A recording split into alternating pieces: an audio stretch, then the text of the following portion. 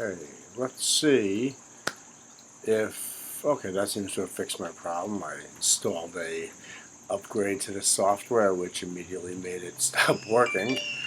So I was able to downgrade, luckily, for our 139th episode of Time Out Tuesday.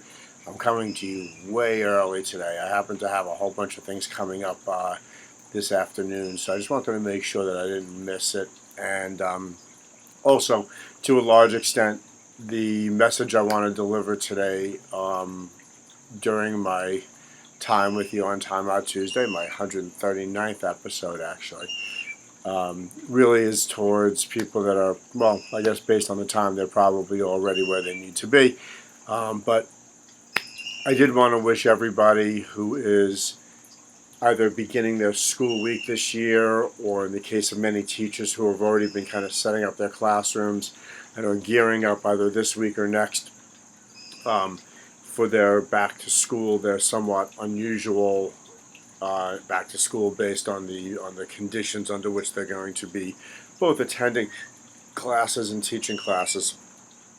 I wanted to wish everybody a great school year, to make the most of it, that learning in different environments is not only possible, but in some ways it could even change the direction or the method by which you learn. And sometimes that really just works out better for some people. But regardless of that, I think the most important thing right now, especially for those that are attending in-person classrooms or teaching in in-person classrooms, that you do your best to comply with the rules and regulations that have been set forth by the different administrators and by the health agencies and the other people that are guiding people to try to create an environment for you that is going to be safe. And I think it's really important for everybody to embrace not only what I've been, preaching all summer long, which is adapting to the change and embracing that change, but I think it's really important for everybody to embrace the rule set, to put aside all prejudices, all preconceived notions, all politics, and really just work for the common good here. Nobody wants anybody else to get this virus. The virus continues to exist. It continues to be a contagious thing. It doesn't know boundaries between people on one side of the political spectrum and the other side of the political spectrum. We happen to be living in a place right now here in New York where our numbers are fairly low. But that doesn't mean that people are not continuing to contract the virus. The virus has not gotten weaker in New York. It has passed through a lot of people. People have gotten a little bit smarter about protecting themselves and protecting their loved ones. That's the reason why the numbers are low, not because the virus is less contagious.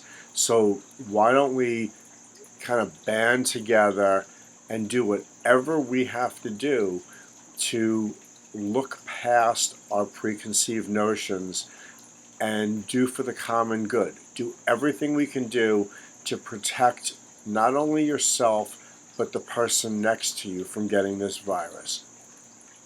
Do everything that you possibly can so that the beginning of returning to some semblance of normal continues on that path, and we don't have to backtrack and go back into deeper isolations or shutdowns or things that really nobody wants. The path towards solving this problem is largely cooperation. And, remember that if you cooperate during the day, either in your workplace or in school, but then come home and in your personal life completely abandon all of those rules, you're really just playing lip service to the problem you're not really helping to really lock down the problem and fix it. So try to be aware of what you do in your personal time and how that might negatively affect others when you return back to the workplace or to the school environment. I want everybody to stay really safe. I want everybody to do everything they can to follow all the rules that are put out there. I think it's very important for us to realize that many of the bodies that have created these rules and tried to work through all these different scenarios of how they're going to handle things in school and handle emerging problems that no longer can be handled through close contact and all kinds of other problems that are likely to encounter in schools. They've done everything they can to plan. They've done everything they can to hit the ball back during the meetings that were held and the board meetings and the meetings with parents and the online Zoom question and answer periods. And they did everything they could, I believe, in good spirit to hit the ball back. But like the saying goes, all the planning goes out the door once the first shot gets fired. That's a distinct possibility here. And, based on having about 25 years of project management and disaster recovery, disaster planning and business continuity planning experience under my belt from my past lives in different occupations, I know one thing for certain is that all the best plans in the world generally don't pass muster during the first testing period. And you generally wind up having to test, fix, retest, fix, regression test, fix, until you get a system that can really operate really well under an emergency situation.